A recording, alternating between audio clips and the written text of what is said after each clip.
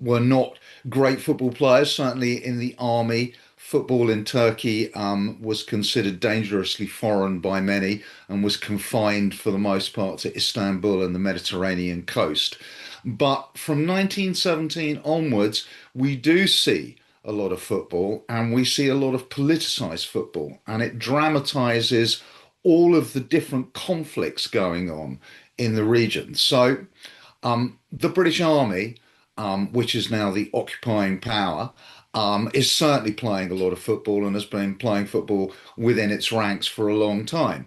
And we find also the emergence of many Jewish football teams, in part because so many Central European Jews are arriving in the region, and Central Europe has an incredible popular tradition of playing football. It would have been the norm for any young man of any ethnicity from Vienna or Prague or Budapest who came to Palestine in 1917. You would play football. So the first space in which football becomes politicized is actually amongst the Jewish migrants. And we find the formation of sports teams and sports organizations along the political lines of the separate Zionist organizations. So we have the Hapoels, who are connected to the left and the nascent trade union movement. We have teams that call themselves Maccabi, which is where Maccabi Tel Aviv of today is ultimately descended from, which are a more sort of centrist, liberal form of Zionism at the time. And then we have the Beitars, who are most definitely on the right, the more ultra-nationalist versions of Zionism. And they're all playing football against each other, and it's got a political edge, even in the 1920s. The second space in which football is politicised are the games being played by Jewish teams against the British Army. And the British Army, as you can imagine, and this is a story repeated in 100 colonial locations, the football pitch becomes a way of expressing resistance to what is perceived to be an illegitimate occupation. And we certainly have records of some, to use the contemporary vernacular, pretty tasty encounters between Zionists and the British Army. But we also begin to have records of Palestinian Arabs beginning to play football. And like everywhere in the world where excluded people see football being played, it's like, oh, I'd like to be doing some of that. That looks good. And that immediately takes on an inevitable political connotation. This is enhanced in the late 1920s, excuse me, and early 1930s, when the Palestinian Football Association is formed. And the Palestinian Football Association is pretty much an exclusively Jewish organization in the late 1920s and early 1930s. And an application is made to FIFA to become part of the football world. And as again, with so many nationalist struggles, having a space in global football, having your nation on the pitch seems to be an essential element of the cultural politics of nationhood. And FIFA, to its credit, does go back to the Palestinian Football Association and say, are you going to be open to everyone? Are you open to Arabs? Are you open to Christians? And the reply comes, oh yes, everybody is invited. And on that basis, a Palestinian team competes in the qualifying rounds of the 1934 and 1938 World Cups. And in actual fact, of course, the team is entirely Jewish and they're wearing Stars of David. Forgive me while I have a bit of tea here. Got And another 5 minutes, David. as a consequence, we see resistance from Palestinian Arabs who attempt to form their own football association, who make their own applications to join FIFA. These, of course, are refused. This continues actually once the State of Israel is formed, and there are attempts again with support of Egypt and Jordan for a distinct Palestinian football association to be created. This is denied.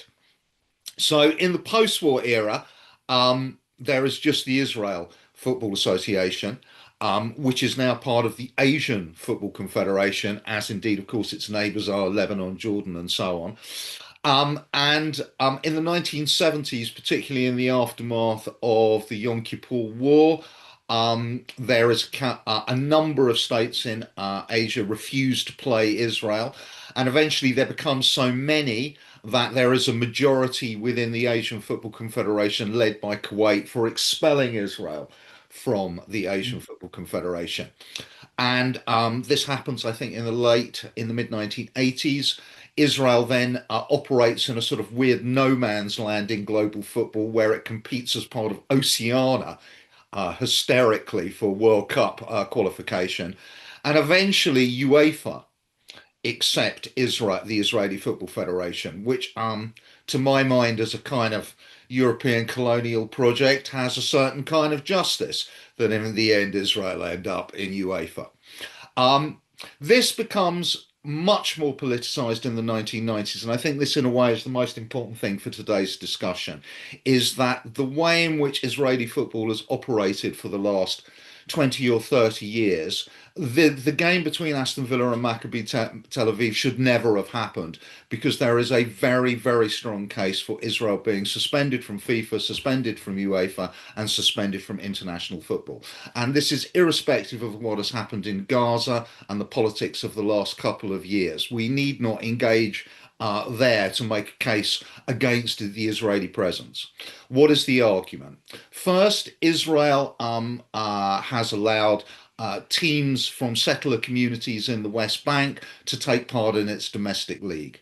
As far as the United Nations are concerned, this is allowing teams that are in another football jurisdiction, because of course there is a Palestinian Football Association established in 1998 and a full member of FIFA, to play in Israel's league. This is completely against FIFA statutes. It is totally and utterly unambiguous.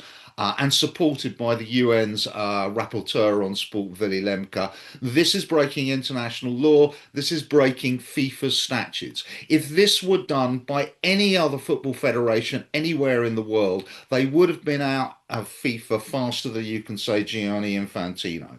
There is absolutely no ambiguity on this, and Israel once again is given basically a free pass.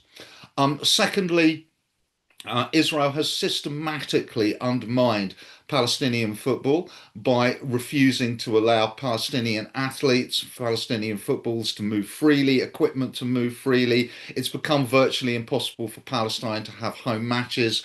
They've been playing in Qatar for the most part for the last decade, and other locations. Once again, if any other FIFA member, or indeed UEFA member, were doing this to another football federation, they would be out.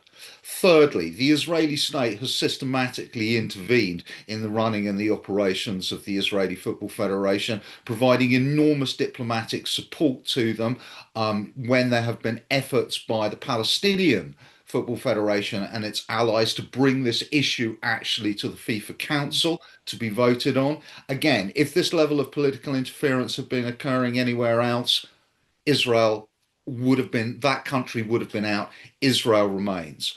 And finally, and I think perhaps the most important thing for today's conversation, there is a terrible record of racism inside Israeli football stadiums.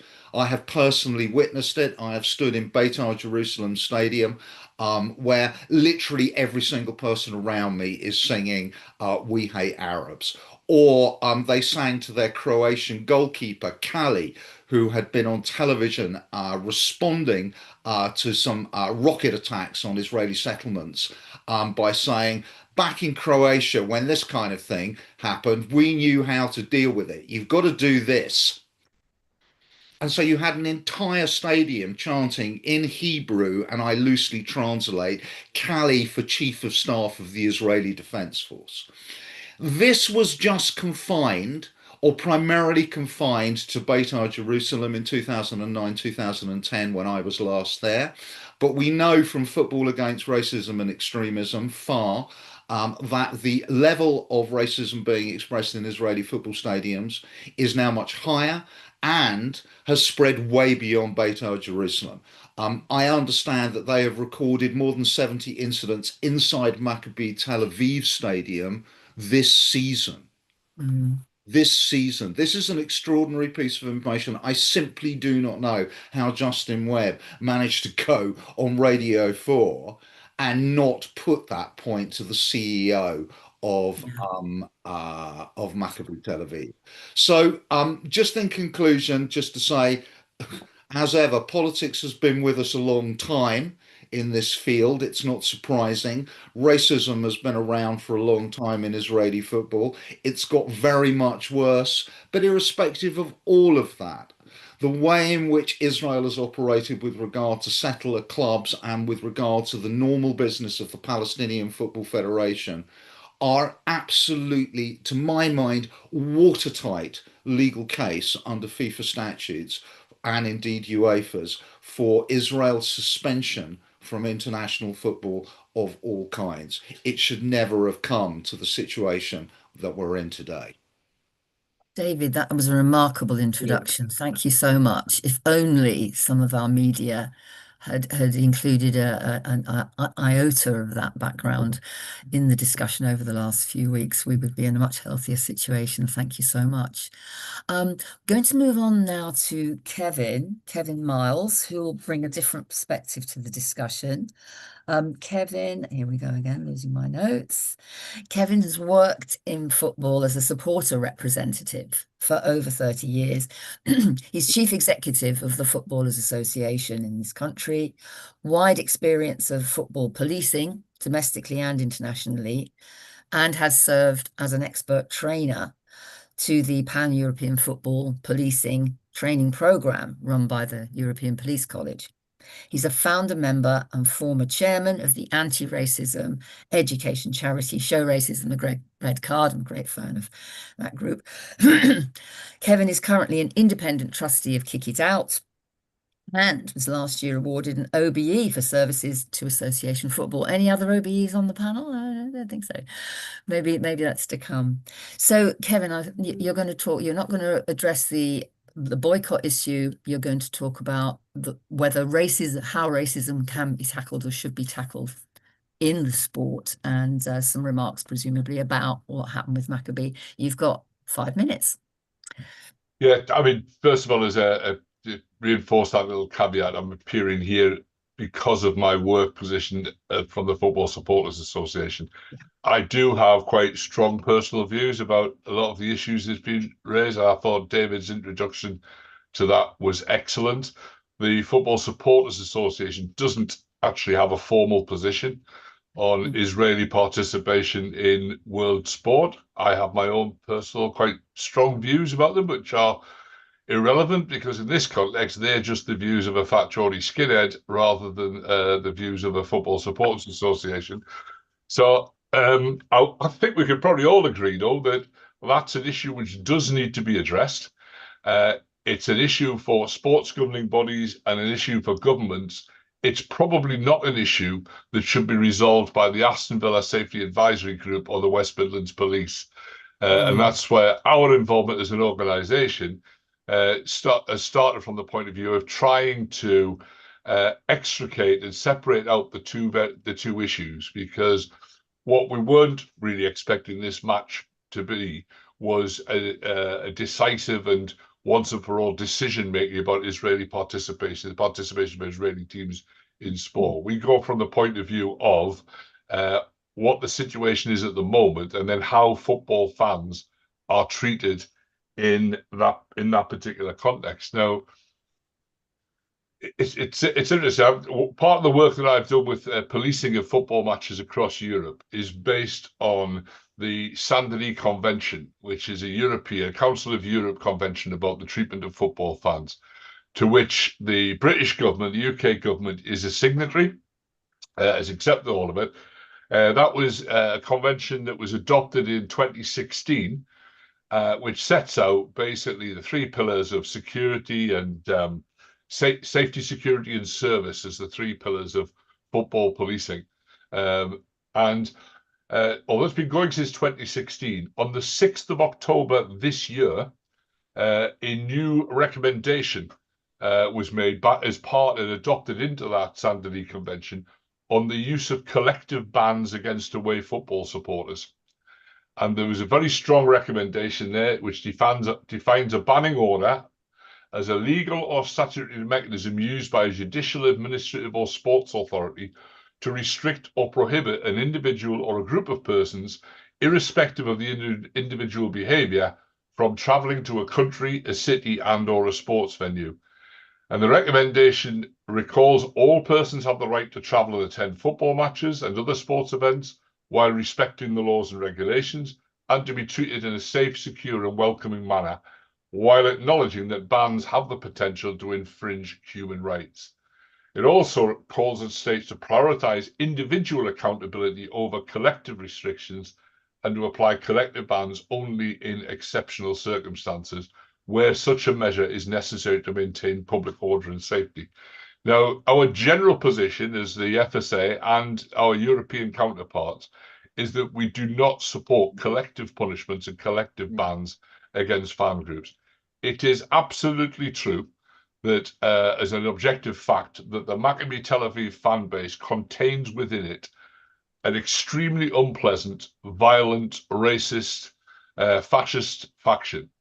And we have seen, despite the misreporting of what happened in Amsterdam last year, it's shone through that what was initially reported as an anti-Jewish pogrom by the population was actually instigated by organised far-right thugs from Tel Aviv Maccabi attacking the local population.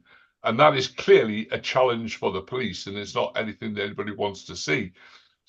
However, Tel Aviv Maccabi are not the only club in Europe with a horrible element to their support of the racist far-right participation. You could say the same against PSG from Paris. Nobody has ever suggested banning all fans from PSG. Well, I say nobody, I'll come back to that in a moment, because there are countries in Europe who reach very readily for bans on all away fans as a measure of it. But our position as a supporters organisation is that all fans have rights, and collective punishment punishes the innocent alongside the guilty. Now, sometimes that can be just regarded as collateral damage, but I'd argue that there's an extra element in that. If you are trying to undermine and marginalise the racist and fascist elements among the fan base, then the worst thing you can do is a collective punishment which treats everybody in the fan base as if they were a fascist or a racist. Because what that does, rather than marginalise the extremists that you're trying to oppose, it creates inadvertently a solidarity effect with the majority of fans, that the enemy becomes not the unpleasant element in your own fan base, of which there are campaigns at all of these clubs to try and do something about. There's a separate discussion about how effective any of the Israeli-based campaigns have been, and I think many of them have been silenced over the course of the last 2 or 3 years, and have been, they've been operating in extremely difficult circumstances in the course of the last 2 or 3 years.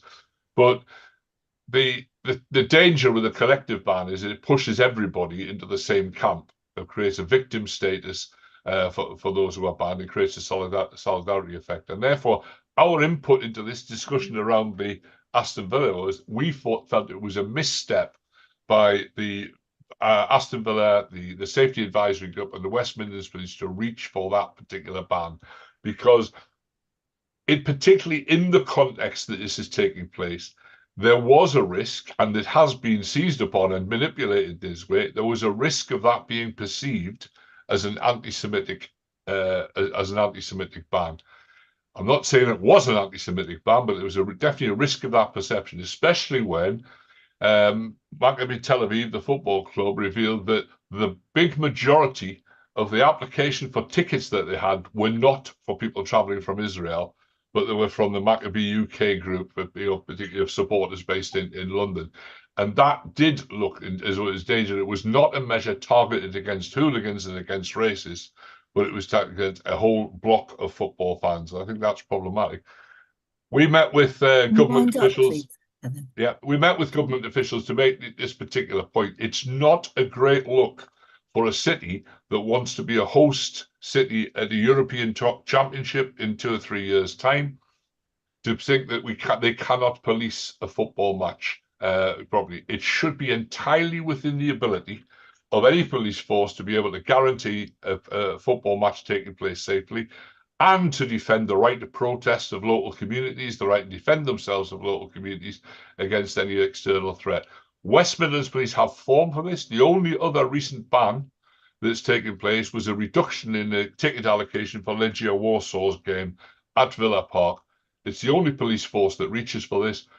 The UK has a very good record in terms of football policing, and internationally we stand quite proudly, in contrast to governments like in Italy and France, where local mayors reach very readily for bans on all away fans. We do think it's important that the rights of the majority of fans are upheld, partly as a contributory part of the process of combating the racism and the discrimination and the fascism, effectively, among sections of the supporter base at all of these clubs. Thank you, Kevin. I think that's a perspective that most of us have not heard articulated in that way. Thank you very much indeed for that. And I think it's very appropriate that we move on now to Salma. Salma Yaqub is a psychotherapist and a former elected Birmingham city councillor. She's a patron of the Stop the War Coalition, and she didn't tell me this in her bio, but I know she's a very eminent and respected figure in Birmingham community. So, and I know she's got very well thought out views about this whole question. So, Salma, please go ahead for your 3 or 4 minutes. I absolutely respect what Kevin is saying in terms of a principle that I personally don't like blanket bans or any kind of banning of freedom of speech. I think the way that we persuade people, the way we are shaped, whether it's our own views or other people, is to engage. And that would be my starting point. But when we know that there are real dangers, we're not talking about people being manipulated to silence each other, then we have to take that seriously. The Maccabi fans have a very specific record of causing risk to life, risk to people's safety. And in Amsterdam, where they played recently, they've actually been banned as a whole team, because there were hundreds and hundreds of them rampaging through the streets, looking for Muslims in particular to attack. And it was on that basis, on a genuine safety basis, that the SAG, the Safety Advisory Group, and the West Midlands Police took the decision to say a ban would be recommended. Let's not forget that Aston Villa Stadium is right at the heart of a very dense residential neighbourhood. And given our demographics in our city as well, with young people, there's a real danger, number one, that they would be, that the ordinary residents would be attacked, and number two, that people then would hit back. And that would cause another safety issue. So it would have been absolutely irresponsible. It was not a hypothetical scenario. Literally, in the weeks running up to this match, we've had the serious violence incidents. And the irony, it would be laughable if it wasn't so tragic. It was actually the team's own leaders who decided that they would not accept the Villa tickets. It wasn't because they were banned by West Midlands Police, because we had all the political furor where we had Keir Starmer stepping in, we had Kelly Bennydock stepping in, we had Nigel Farage stepping in, even Ed Davey stepping in, absolutely condemning this ban. I'm going to come back to that. But it's because they kicked off in Israel, and within Israel they couldn't control their violence. And the idea that those same people then would be welcomed and facilitated on the streets of Birmingham, the risk that would entail to police officers' lives as well as to ordinary Birmingham residents, that would have been deeply, deeply irresponsible. So with every freedom, we have to balance that with safety. And I would absolutely, 99% of times, I'm the person advocating, let's have freedom, let's have engagement, let's have openness. I'm very, very uncomfortable with using any kind of banning, whether it's on a public platform for speech or whether it's physically having people engage with one another. So I think it was absolutely right. The way it's been politicised, though, has been awful. And it's been Birmingham's Muslims actually have been the most vilified.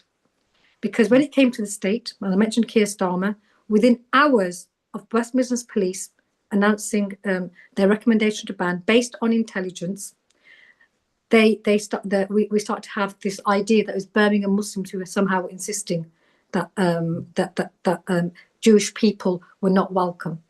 An absolute vile smear. And this is where the politics does come in, because it's not a new smear.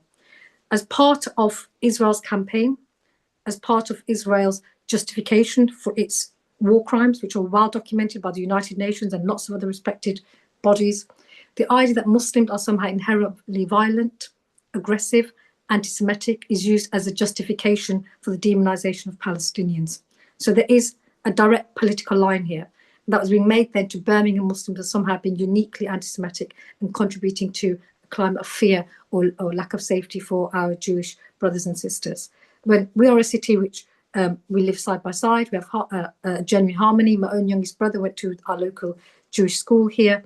So this inflammatory rhetoric, which we then get left with, thank God that there was a violent outbreak on Thursday. But I can tell you, I feel that some people were relishing the idea of it. Some people were welcoming it. Some people wanted to see that happen in order to justify further demonization of Muslims in this country, but also the justification of violence against Palestinians that's been carried out by Israel. So this is where it's become very dangerous. And it's even more dangerous because our mainstream politicians have absolutely repeated the lies, have fanned that flame, and we get left with it. And it's not the first time that as Muslims were literally the political football here.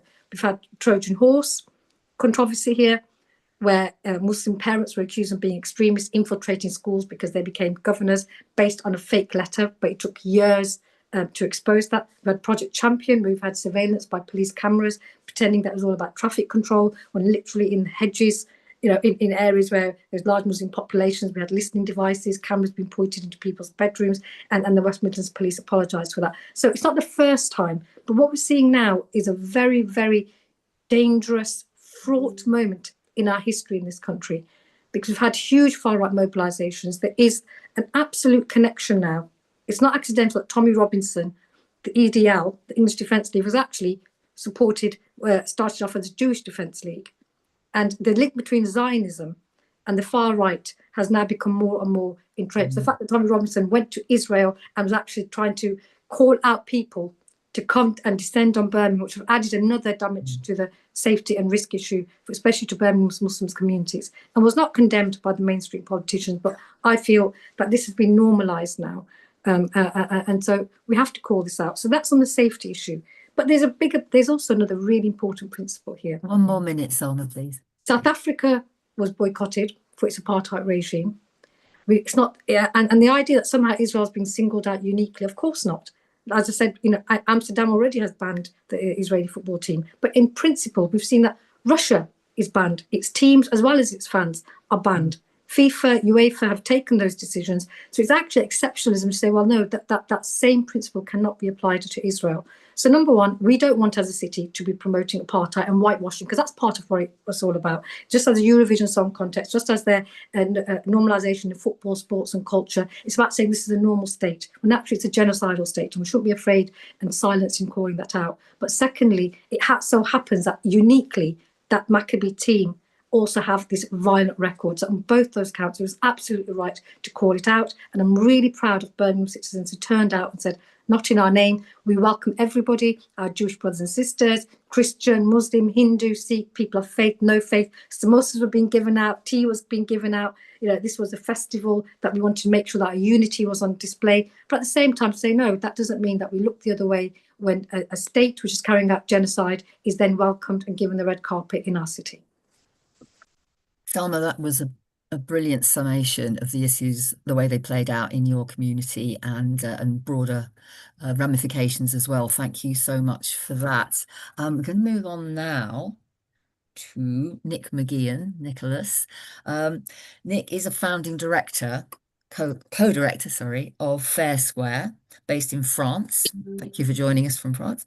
He's a leading advocate on migrant workers' rights and sport, and leads the organisation's work on sport governance. He was a senior researcher at Human Rights Watch for 5 years, where he conducted research and advocacy on a wide range of rights issues, including abuses linked to the Qatar 2022 World Cup. He's got a PhD in the international law on slavery, forced labour and human trafficking. So Nick, please give us your contribution. Much looking forward to it. Thanks, Naomi. Thanks for having me Hi. on. Yeah, I guess I'd like to pick up on an issue that Kevin and David talked about. And it's the issue of the fact that this shouldn't have been a decision for the West Midlands Police or for Birmingham City Council. And I just want to go into a bit more detail as to why that's the case. And I think the starting point for examining that, it makes sense to look at what happened in Amsterdam.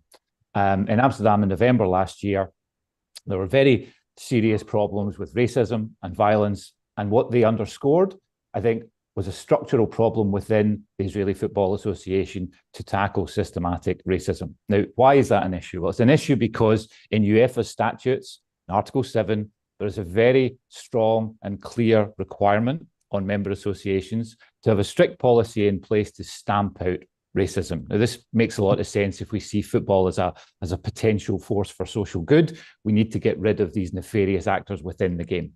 Now, the behaviour in Amsterdam suggested serious problems. There's no real need to go over it again, but we saw racist, provocative, thuggish behaviour from the Maccabi Tel Aviv fans, which led to all sorts of violence. I think it is important to point out to the fact that a lot of that violence that Maccabi fans were then subjected to did have an anti-Semitic character. There's absolutely no question about that, and that was revolting.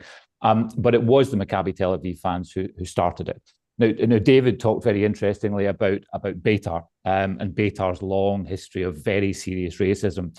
Beitar was always the club within Israel which had very close links to the far right, very close links to Netanyahu and the Likud government, and were seen as by far the most problematic club in Israel when it comes to systematic racism. The fact that you have Maccabi now coming onto a major European city and causing this level of unrest suggested serious problems within Israeli football that were extending beyond Beitar Jerusalem into other fan bases and worsening. There's a very interesting report which we managed to get our hands on a couple of weeks ago. And it was a report by an organisation called Kick It Out Israel. Now, Kick It Out Israel have been going into Israeli stadiums for the last 3 years at a minimum and documenting instances of racist abuse. David mentioned the increase in racist incidents in Maccabi among the Maccabi Tel Aviv supporter base, and that is borne out by the report. The report talked about a 64% increase in racist incidents in the last season. It said that the racism incidents are now documented in 13 out of the 14 clubs within the Israeli division. And it said that the most significant increase was among Maccabi Tel Aviv fans. It also noted in the report that Maccabi Tel Aviv were never sanctioned by the Israeli Football Association for what happened in Amsterdam last November. Now, that's a serious problem. It was right of the Dutch police to prosecute those instances of anti-Semitism, and they did so. They went out, they arrested people, and they did their job. The Israeli Football Association did not do its job, nor did UEFA. UEFA said that it would investigate the violence in Amsterdam and apply the appropriate statutory sanctions. There is absolutely no sign that it has done that. It's completely dropped the ball where this is concerned. So there is a very clear basis within the UEFA statutes for Israeli teams to be sanctioned. And obviously, Israeli teams being kicked out of competition, has the knock-on effect that supporters don't travel. But the target is really the Football Association as a whole. As David said, I think there are further grounds for a ban on the Israeli Football Association. As David said, the FIFA statutes, could not be clearer on the fact that you are not allowed to play football matches in the territory of another member association. Israel has been doing that for a very long time. The Palestinian Football Association has been complaining about that since 2013. They submitted another complaint to FIFA in March 2024. And FIFA to date has done absolutely nothing and continues to talk about issues like whether or not the settlements are illegal in international law, a fact which has been entirely settled by the International Court of Justice, among other highly, highly credible bodies. So the idea that Israel should be out of competition sorry, the statutory basis is very clear in the UEFA statutes and the FIFA statutes, and the Amsterdam violence demonstrated that. I think it's also interesting to look at the fact that, when bans have been imposed on foreign fans, it's typically been UEFA who's done it. And there's a very good reason for that, because it makes it a decision taken by the football authorities and prevents our police authorities getting drawn into the political controversy that we saw surrounding this match. So Red Star Belgrade fans and Eintracht Frankfurt fans were both banned from travelling to London in 2019. Kevin mentioned the Legia Warsaw ban, which happened after violence in Birmingham at an Aston Villa game. These are things that UEFA does. They basically say, to ensure that we don't have these problems, these supporters will not be allowed to travel. I think Kevin raised a really interesting point, and one that we really have to engage with. This idea of police overreach, this idea of allowing, the police to become too involved in football is a problem, right? Because it's not something that we necessarily want. But I don't think we should be seeing this as a policing issue. And I think the controversy that has been allowed to grow has because of the abdication of responsibility of the footballing authorities. The point about this is, and the reason that UEFA has the statute, and the reason that we have organizations like Kick Racism Out of Football, the reason we have anti-racism campaigners around football is because football as a sort of cultural and social phenomenon can be an incredible force for social good, but it can also be an incredible force for real harm. That's why we have these policies to kick these things out. And when I think what you see in the case of Israel is you see endemic racism, you see systematic racism, you see increasing racism and violence, and you see the member association not doing anything at all to stamp that out. And you place that in a political context where football is incredibly political, and you have teams like Beitar Jerusalem with links to Netanyahu, links to the Likud party. And when you see a man like Itamar Ben-Gvir, who is in control of the Israeli police, which has a terrible record of cracking down on left-wing supporters like Maccabi Tel Aviv. When you consider that political context, I think it is imperative that UEFA step in. And I don't think we can also step away from the fact that this is taking place in the context of a genocide, in context of the mass slaughter of Palestinians. Racism and the dehumanization of Palestinians is at the heart of that. So these things cannot and should not be linked. So the moral imperative for us to act on this is, of course, Gaza and what is happening there. But I think when we look to how do we enforce a ban, you have to go back to the statutes, and the statutes, I think, are very clear and argue strongly in favour of a ban. Thank you, Nick. Yet another brilliant perspective. I'm so proud to have met you guys, because most of you I didn't know before, and I'm learning such a lot. Thank you very much. We've got 3 more speakers. So the next is going to be David, who's a Birmingham City supporter. Then we're going to hear from Naeem Malik, who's chair of the West Midlands Palestine Solidarity Campaign.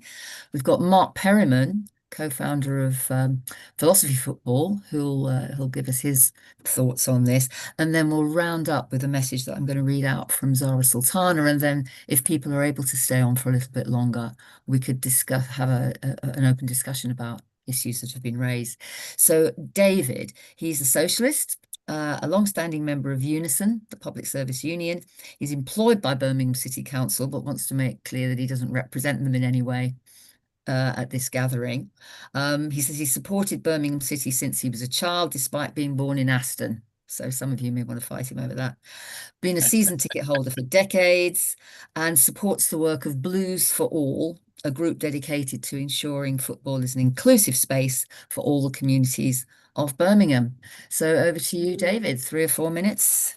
Okay, could be even quicker than that, because I don't repeat the things that people have already said. And although I have a general agreement with what Kevin said about not collectively punishing football fans, when it comes to freedom of speech, which I'm a strong champion of, I do make an exception for providing a platform for fascism. And I suppose the issue is should we have a general rule, but then make exceptions in extreme circumstances. And I think what's happening in the world at the moment around Gaza, what's happening in Israel around the rise of the right and the record of Maccabi, I think is a good argument for making an exception. I think if there's a couple of people on from Birmingham, but perhaps people I might use some of my time just to say what actually happened on the night, so people get a flavour. Because I think the press lost interest because there wasn't a mass riot, there were no deaths or things like that.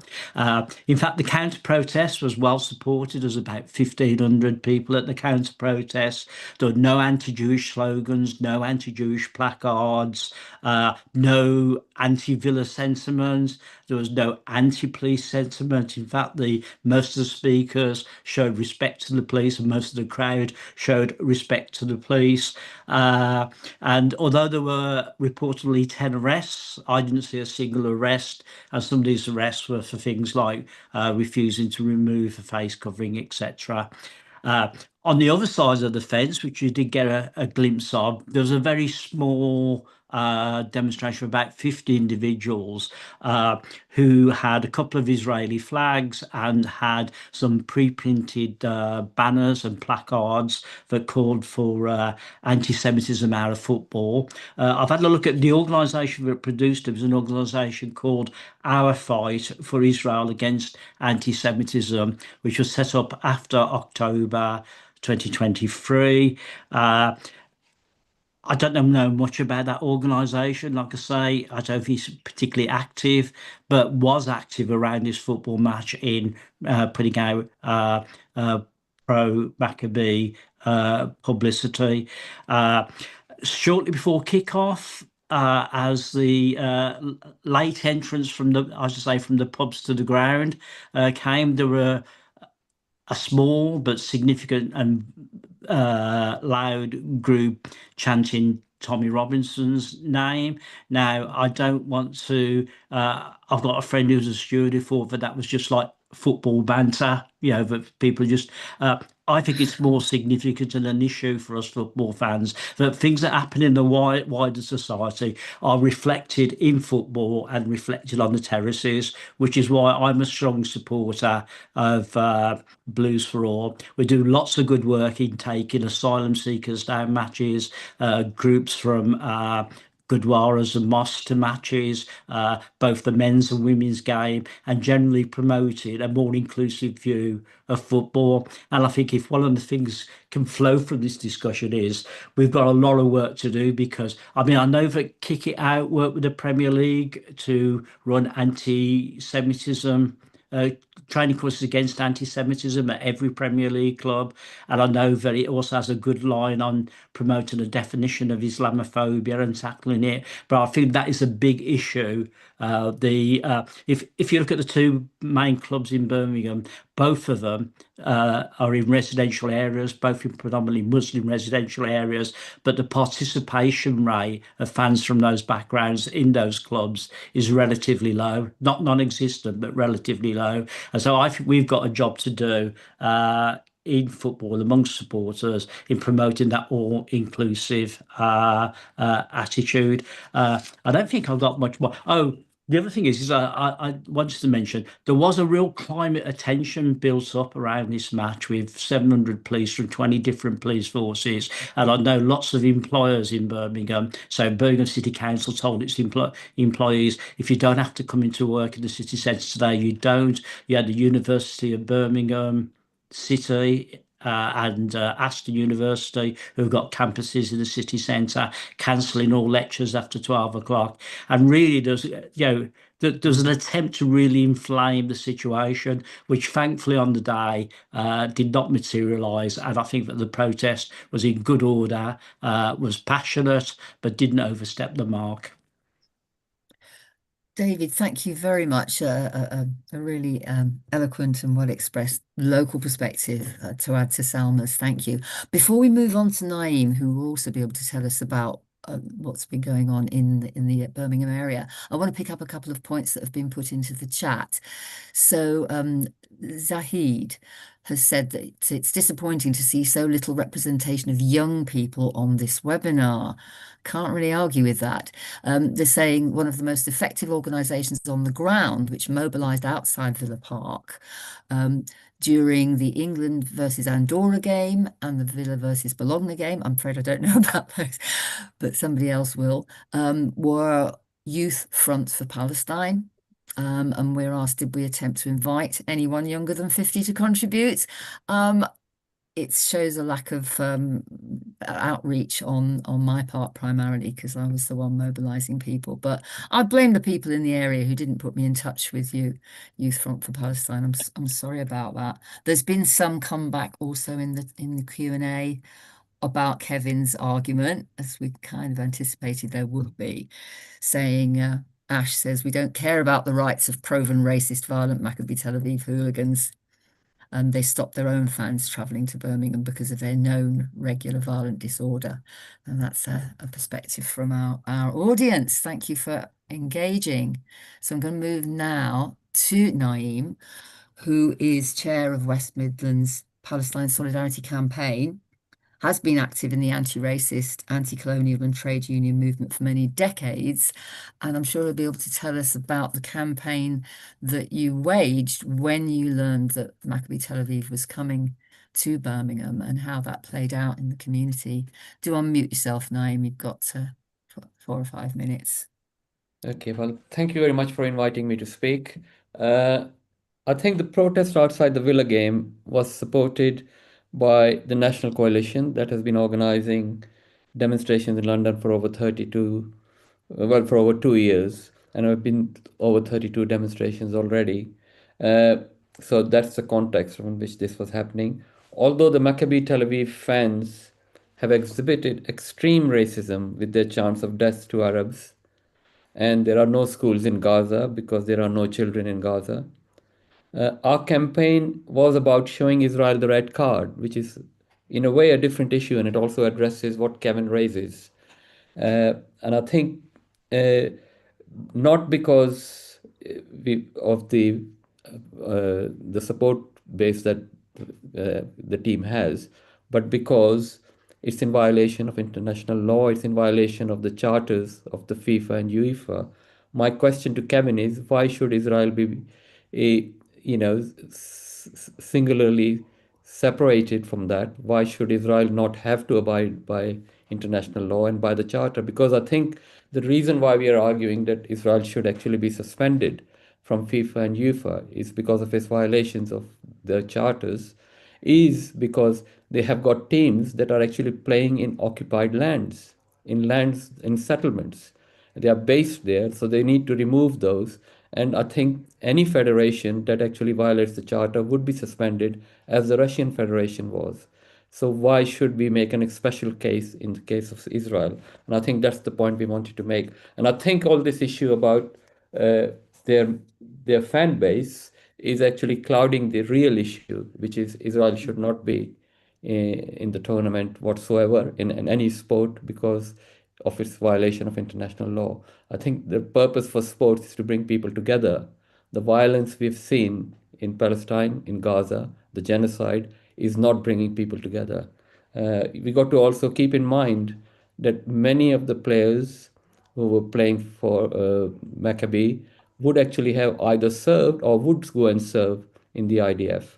They may have been, from time to time, being in Gaza, and they may already have been in Gaza during the genocide that is taking place there. So I think that's the context in which we were protesting. We were protesting against a team being allowed to play in Birmingham that is actually violating human rights, violating international law, violating the charters of the FIFA and UEFA. So I think that's the context of it. So the fact was that Maccabi Tel Aviv is going to be playing in our city against all the international norms, as I've explained already. Most of the team members, as I said, would have served in the IDF. So I think there were many challenges on the way as we organized for this protest. and I think I will probably go through some of those. The National Coalition and its local counterparts were adamant that as long as an Israeli team is playing in our city, we have to register our protest against the team trying to normalize Israel's violation of international law. When it was announced that Maccabi Tel Aviv will be playing in Aston in the Villa ground, there was expectation that UEFA and FIFA would suspend Israeli Football Association from their organizations. We had already started talking to inner city communities, particularly those living in the vicinity of the ground. They were apprehensive about Maccabi's team and the fans coming to our city and creating havoc and with racist chants. They also wanted to express their opposition to the match going ahead while a genocide is being committed in Gaza. Over the last 2 years, these communities have demonstrated against the genocide and Israel war crimes on a regular basis. Many have gone to London on a regular basis as well. Then the Safety Advisory Group proposed on the intelligence from the West Midlands Police that the match be played without the Maccabi fan present because of the havoc and violence and racism they exhibited in Amsterdam, and for which they were actually banned from Amsterdam as well. So I think it's not only Birmingham that's saying that fans are not welcome, it is also Amsterdam as well. When that happened, the Prime Minister, and including our Home Secretary, representing the adjacent constituency to the Aston football ground, demanded that the ban be taken back. I think the West Midland Police and the SAG group remained adamant that the ban stays. And I think that they were vindicated because just a few days later, Tel Aviv itself banned or stopped the match, the derby match from going ahead in Tel Aviv. So I think we could not, accuse them of being anti-Semitic in any way. Although I think we welcomed the SAG advice because it actually protected our communities, because if they had been shouting death to Arabs, that would not have been very welcome in our communities, particularly in the area where Aston is, because just next door to the Villa grounds, there's a large section of Arabs living as well as other Muslim and many other communities. So I think it would not have, created an atmosphere where, which is what should be. So I think a team that is complicit in genocide cannot be allowed to play in our city was very clear. We continued organizing and mobilizing in the communities around the ground. We met in mosques. I think we organized events in community centers about why and how we are protesting. I think we distributed over 20,000 flyers in the last 10 days. Posters were put in community centers, mosques, and local shops. The support we received was enormous. There was apprehension, even among the organizers and among certain quarters, that given the history of the area over several decades, and I think we've been involved in many campaigns in there in trying to protect the communities, in trying to, and people are probably aware of what's been happening in Aston, but it's not just in Aston, it's in Handsworth, in Lozells, in areas surrounding it, Ellenbrook. So over 20, so I think, so there was a good national mobilization as well, and I think that added to the spirit of the evening. Finally, I would like to say that there was a huge pressure on us to cancel the protest, as some feared it could end in violence following the SAG advice. What we are hearing was that the communities understand why we have to protest, and they will be there to ensure a suitable message will be delivered. And it was. The press covered the protest, and I think probably I have seen the widest press coverage in Birmingham ever for any of our demonstrations.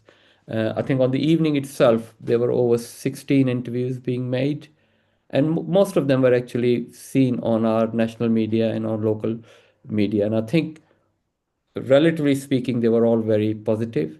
I know the protest was noisy, but it was effective, and about with just 11 arrests, and none of them for anything violent. No violent incidents happened. Nobody was injured. So I think if we had capitulated and cancelled the protest, it would have been a very negative impact on the movement to stop Israel, to show Israel the red card. Now I think we are in a strong position to continue our campaign to show Israel the red card in any sport. I think if we had cancelled the protest, that would have been a very wrong message going from Birmingham, second city in UK. So let's us move forward and organize bigger and better protests every time Israeli sport team is playing in Britain. That was just what we needed, Naim. Thank you very much. You filled us in there on the local perspective. And as you said, we are most of us here are part of a global campaign to show Israel the red card indeed. Just so it might be worth, I did take a note of what the police had said about the arrests, and I've kept it for reference, so it's probably worth pointing out. They confirmed that actually it was a total of 10 arrests. Initially, people did say 11 for a variety of offences. They said including racially aggravated abuse towards both pro-Israel and pro-Palestine groups. There were only 5 left in custody on Friday morning. Somebody trying to throw a firework into the ground. 2 people accused of racially aggravated public order offences, shouting abuse at pro-Israel demonstrators, 2 cautioned, 2 released with no further action, and 1 man charged with failing to remove a face covering. So that was, and they did, of course, as David Hughes pointed out, launch a huge police operation with over 700 officers and overkill in terms of basically shutting down schools, colleges, local authorities. It was a major operation. So hopefully we will now be able to proceed with respectable campaigns on behalf of the Palestinian people. I'm going to shut up now and hand over to Mark Perryman, co-founder of Philosophy Football. I know you've done other things in your life, Mark, but that's all he gave me for his biog. And a couple of minutes from you, please, and then I'll read our message from Zara. Okay, I want to bring Keir Starmer into the conversation.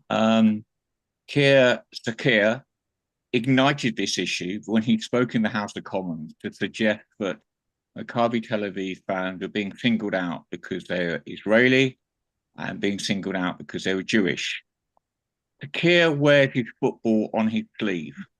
He parades in his England shirt every time England are in a tournament. Quite what that does for Labour's votes in Scotland and Wales, goodness only knows, but that's what he does. He's an Arsenal season ticket holder. He's in his late 50s. He still plays five-a-side football every weekend. So he knows his football. Yet he seemed to be unaware that bans, and I broadly agree with Kevin's position, by the way, that collective bans are not the way forward.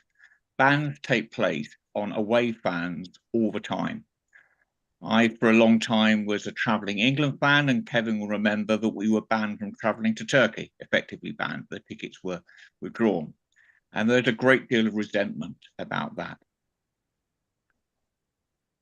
What you won't read in a single piece of reporting on this game or any game involving Israel is the catalogue that David read out in terms of a catalogue of reasons why Israel should be banned from international football. And what you will not read is why, and David will correct me if I'm wrong, because he's a much more expert on global football than I am, they are the only country in world football which don't play football in their own confederation. Why they were expelled, well, they were effectively expelled from their own confederation. And you will never, ever read a report. Why is a non-European nation taking part in European football competition? For all the reasons that David outlined, they should not be. But I think this hasn't been handled well in terms of the reaction to Maccabi Tel Aviv ban. And what I mean by that is that, in my view, English society, and I use English advisedly, is deeply anti-political. There is only one nation in European football which hasn't seen demonstrations in support of Palestine on the territories led by fans: England. just about every other country across European football, you've seen demonstrations in support of Palestine. So the anti-political feature in English society and culture is reflected in football. If you're going to win an argument for fans to support Palestine, there is one tool and one tool only: football. When the man known as the Palestinian Pele, and you'll forgive me for the pronunciation, Suleiman al-Abeid, was killed by Israeli attack, as many other Palestinian footballers have been killed, Mohamed Salah responded to UEFA's sorrow that he'd lost his life with the brilliant three clauses. Why can you not say how he was killed, where he was killed, why he was killed? Mohamed Salah's tweet within 24 hours has attracted 1.6 million retweets. Palestine competes in international football under incredible difficulties, but it competes in international football. It's recognized by FIFA and the Asian Confederation as a nation. This is a key connection to make. When Israel hosted the Under-21 tournament in 2013, a very small t-shirt company by the name of Philosophy Football sent a film crew to Palestine to make a film about football in Palestine. Palestine, they're way short of qualifying for a World Cup, but they always qualify for the equivalent of the Euros. For the first time in the most recent Asian equivalent of the Euros, they got out of their group. They got out into the knockout stages. If you want to make a connection between Palestine solidarity and football fans, make it through football. Make the issue about Palestine through football and support the team. There's a fantastic website, Football Palestina, which reports on their games over and over again, and it gives you a real picture of all the difficulties they face, and yet the team competes in international football. Every fan, whatever the home team is, wants away fans to be there because it's part of football culture. I'm not saying the ban was necessarily wrong, but it didn't achieve the objective, which is to build, as I understand it from all the panelists here, solidarity of Palestine. If you want to build solidarity of Palestine, you build on the football terraces or in wider football culture, you do it through football. And the Palestinian national team is an absolute symbol of the nation that Palestine should be.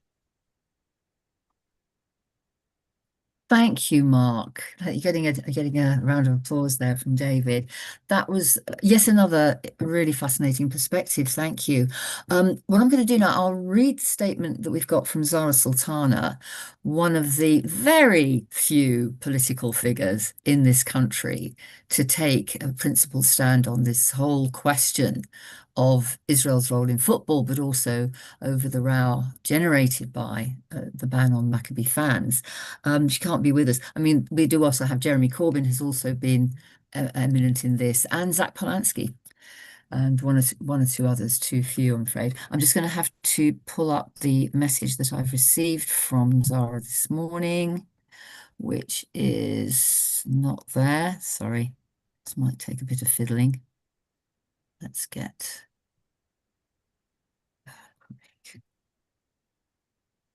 Sorry, do bear with me. Yeah, here we go. So first of all, just to say, Zara, about herself, she is a Midlands girl. She's the independent MP for Coventry South and co-founder of Your Party. She was first elected in 2019, born in Losells, Birmingham in 1993, a stone's throw from Villa Park. A prominent left-wing voice, she campaigns on inequality, climate justice, and Palestine liberation. And she helped to found the new socialist movement in this year, 2025. She sends apologies for not being able to attend today, but has sent this statement to be read out in her stead. It goes like this. When I raised concerns about the Maccabi Tel Aviv match, it was never simply about football. It was about principle, about whether people in the UK are still free to oppose apartheid, to stand with Palestinians, and to call for boycott, divestment, and sanctions without being vilified. The local safety advisory group and West Midlands Police had judged the match to be high risk. Their advice was that allowing away supporters to attend could threaten public safety. Yet ministers ignored that advice and intervened for political reasons, insisting that restricting fans was wrong. That intervention wasn't about fairness. It was about politics, about shielding an apartheid genocidal state from criticism. Sorry, I've just gone and lost it. Where's it gone? Back up a bit. Right. Apartheid, Israeli militarism, and Maccabi Tel Aviv are inextricably linked. Many of these fans have served in the IDF, and rather than be welcomed into our stadiums, they should be arrested for war crimes. By overruling local authorities, the government sent a message that shielding apartheid mattered more than the safety of our communities. And while Gaza was still being bombed and starved, while hospitals, schools, and refugee camps were reduced to rubble, this Labour government chose to make a show of support for the Israeli state instead of standing with its victims. Let me be absolutely clear. Anti-Semitism is a vile form of racism and must always be opposed. But anti-Zionism, opposition to a political ideology that upholds occupation and apartheid, is not anti-Semitism. Criticising the Israeli government and demanding an end to its oppression of Palestinians is a moral duty. Yet, rather than engage with that truth, some in Parliament chose to distort it. They misrepresented what I and others said and tried to smear us for standing up for Palestinian rights. It was a shameful attempt to silence dissent, part of a wider campaign to make solidarity with Palestine unspeakable. Britain should not be arming or legitimising Israel's occupation. It should be supporting international law, demanding accountability for war crimes, and standing with those who fight for freedom and equality. Many ministers are complicit and should be held to account for their crimes. I have and always will stand with the Palestinian people. So I'm sure we'd like to thank Zara for that forthright statement. And now I wonder if we could, we have 15 minutes or so left. I'd be very interested to hear if any members of the panel would like to come back on some of the comments that have been made. It's been a very rich discussion, so there's lots to talk about. Would anybody like to come in? I'll keep an eye on the Q&A while we're doing that. Anybody want to contribute? Yes, Naeem, go ahead. You need to unmute. I just want to make this point forcefully. I think our discussion is about Israel playing football and why it should be actually excluded. And the reason for its exclusion is because of the crimes it's committing, right? So we are not punishing them for nothing. We are not, it's not collective punishment either. Israeli Football Association is violating the charter, so it should be punished. Israel itself is violating, so it should be boycotted, and divestment should be our answer to it. And I think that is the way that we have behaved in the past. I mean, South African apartheid was dismantled because of its isolation in sports and in in finances and everything else. So I think the same thing should apply here. The other thing is we actually do quite a lot for Palestinian sports. We encourage children to come to this country and engage in sports. In fact, in Birmingham, one young person has actually started a Palestine football federation. So he's actually training young people to play under the Palestinian flag. And hopefully there will be arrangements made so people or children from the West Bank or Gaza in the future, maybe to come to Birmingham and play. So I think that's what it's about. It's not about just the fan. I mean, the fan issue is secondary to me in that sense. Thanks, Naeem. That's very good. I see Mark's got his hand up. I just want to prime David Goldblatt and Kevin Miles. Maybe they'd like to pop back in at some point because you spoke much earlier and made very substantial contributions. But let's hear from Mark briefly. Yeah, I think the problem is the argument didn't come across like that. It became an issue of preventing away fans attending a football match. I doubt if you will find very many, if any at all, Villa fans who didn't want those Maccabi fans to be in that stadium. If you make the argument about the catalogue of reasons why Israel should be banned from international football that David gave us earlier, you win the argument. You absolutely win the argument because it becomes about football, particularly about those Tetler teams in the West Bank, because then you open up an understanding about what's being done in the West Bank. That's what I mean. You make the argument through football. Yeah, nice one. David or Kevin, would you like to come back? And I'd quite like to hear your response to some of the other things that have been said. David? Oh, you need to unmute. Yeah, I just want to support the point Mark was making that when you're engaging in the politics of football, you've got to be football led. Most folks in the end are going to football for the football and they really don't want to think about politics. And actually, fair enough, right?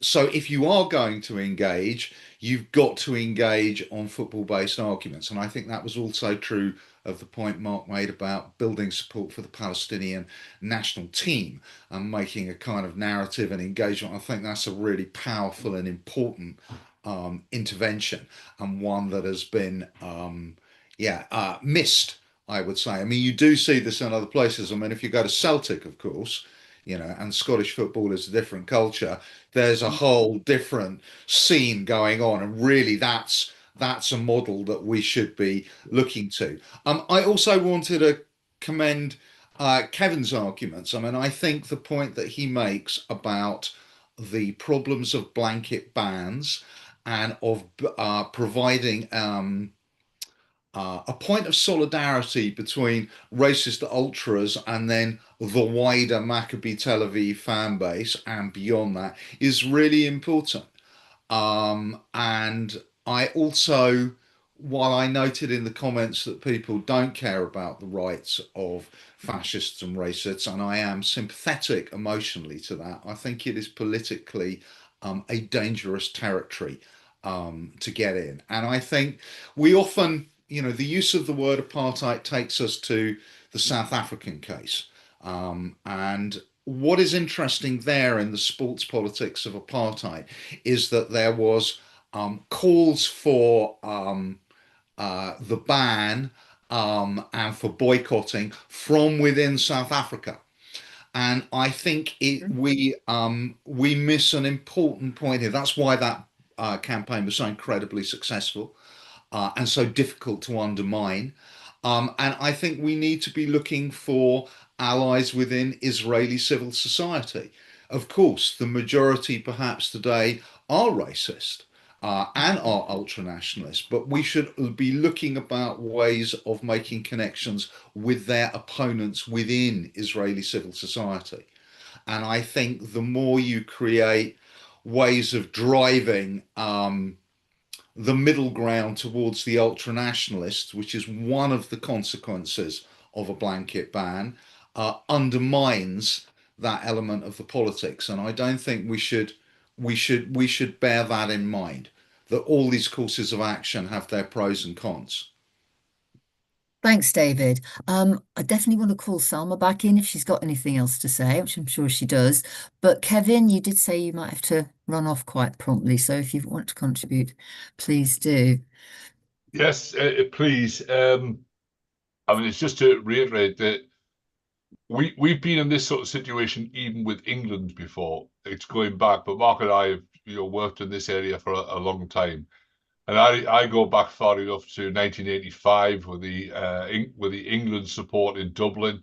getting a match abandoned there because of the racist violence by English fascists, etc. And it is by no means a position that we are defending the rights of proven racist, violent hooligans. We've supported, as an organisation, the introduction of banning orders so that individuals who are convicted of those offences, guilty of those offences, can be removed from the game. We do not want racism and violence in the game.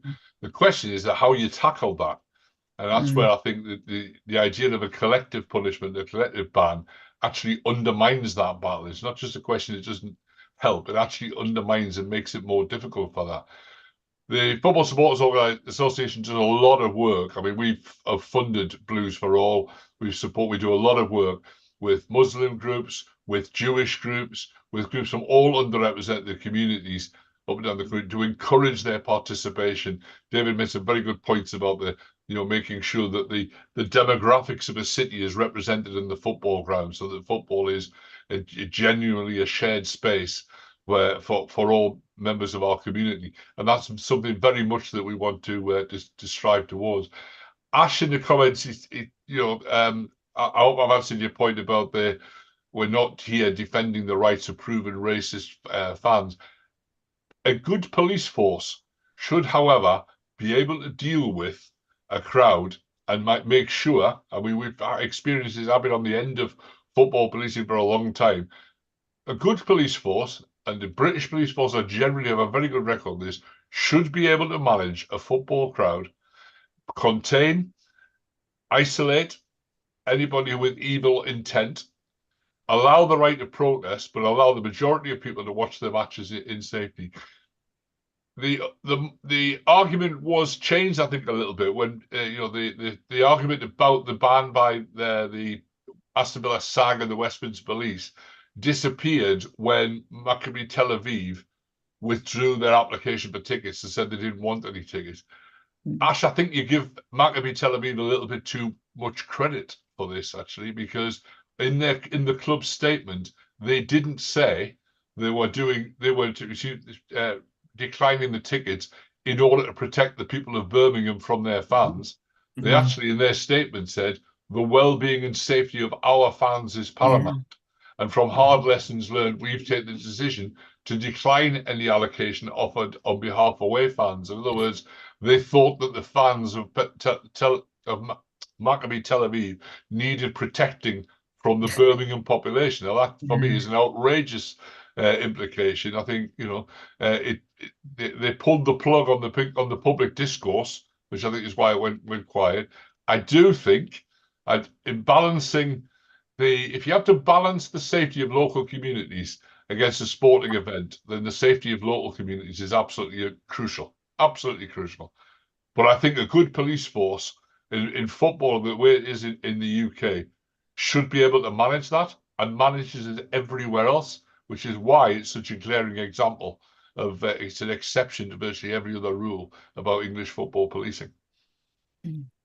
Thanks, Kevin. Well, we're coming to the end of our time. As I said, I would like Salma to have the opportunity to come back in. I thought I'd just pick up some little points from the Q&A, though. Several people reinforcing their support for isolating Israel in world sport.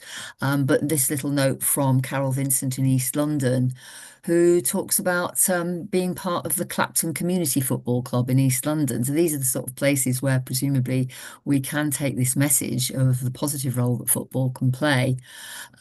She said that she played football at school in the 1960s, but the girls had to switch to hockey because the teacher left. That's a terrible shame, isn't it? I'll give Salma the final word, unless anybody else in the panel still has something they're desperate to say. No, I think not. That's excellent. Salma, would you like to come back? Well, first of all, thank you to all the panelists for their nuanced and really informed perspectives. There's lots of subtleties here, but I can tell you, just as a local resident, people are really scared. The narrative was that Jewish people are not safe, and whilst the numbers of Muslims are not insignificant in Birmingham, I can tell you, as a mom of boys, as somebody who lives in Birmingham, we viscerally felt the threat, both to our physical safety and to our reputation, because especially when our so-called mainstream leaders waded in and accused us of being anti-Semitic, accused us of making Jewish people feel unsafe. We knew that was going to be something we were going to have to live with long after the match, whichever way it went. But also, there was no guarantee that we would not see violent riots, and it would have been our families, first and foremost, who would have been at that risk. But that was never publicly acknowledged. In this meeting, we've talked about, how the threat has been actually from the Maccabi fans. But out there in the mainstream discourse, that was pretty much lost. And it was quite deliberate, because actually the very opposite narrative was put out by our own Prime Minister. Even West Midlands Police was attacked, and West Midlands Police themselves didn't acknowledge that their risk assessment was about the Maccabi fans being the threat. And there was no acknowledgement about the vulnerability of Muslim communities. And that says a lot about where politics is at. It says a lot about the weaponization, sadly, of the use of the words anti-Semitism, because the promotion of this idea that we, as Muslims, are the threat to Jews, is a lie, but actually it makes Jewish people feel more fearful. It creates that situation. And at the same time, it's Muslim communities feeling vulnerable. So the politicization has been absolutely horrendous. And in those circumstances, to still come out and say, well, we're going to still make a moral stance that the genocide that's being carried out is absolutely wrong. And it does send a message when we legitimize Israeli football teams here to say, well, that's just a bit something that's happening over there. We don't need to look at that. We don't need to focus on that. So just to keep some focus on that was a deeply principled, brave and courageous thing to do, especially in the face of what we were facing. So I'm really proud of Brummies who came out and made that point. I don't think we could make, so many of the other subtle points that people here have talked about. That's a long-term thing about how football in itself and how Palestinian football, need to be supporting that, and how to engage, on a longer-term, ongoing basis with football fans themselves. But what was clear to me was that Tommy Robinson, when he made that call and said to the far right and his supporters to come down, it would have been about kicking off in Birmingham. So this is what really is about. So we can't lose sight of that. And that's an ongoing political framing. That's not just finished on Thursday. In fact, those people are really disappointed that there was not a kick-off. And that tells you something about where politics is at. So we're still at the foothills of this struggle, and unity, solidarity, the commonality between us as human beings is something that we really need to focus on, and not to forget and abandon the Palestinian people who have been subjected not just to moral and political outrage, but have literally been slaughtered in the hundreds and thousands. Salma, thank you so much for that. I think we've done very well today. Somebody in the chat, Tony Greenstein, is asking how many people in our audience. We only had a small audience, more than 40 people, which I was pleased with, actually. But the point is that this is going to go on YouTube, and we can all send this around through social media and all our organizations, because this is a learning experience, I think, for everybody who watches it. Nice to see that Sangeeta Maiska, the former LBC journalist, is one of those watching us today, and she's saying surely Maccabi Tel Aviv should act to deal with its notorious hooligan element, and that's consistent with a point many people have made. I'm very pleased to have been able to host this today. Thank you to Mike Cushman for doing the backroom work. And thank you, everybody, for coming and taking part.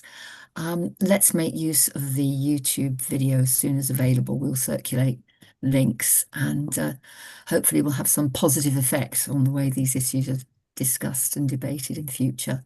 Many thanks. I think we'll close. Bye-bye, everybody. Thank you.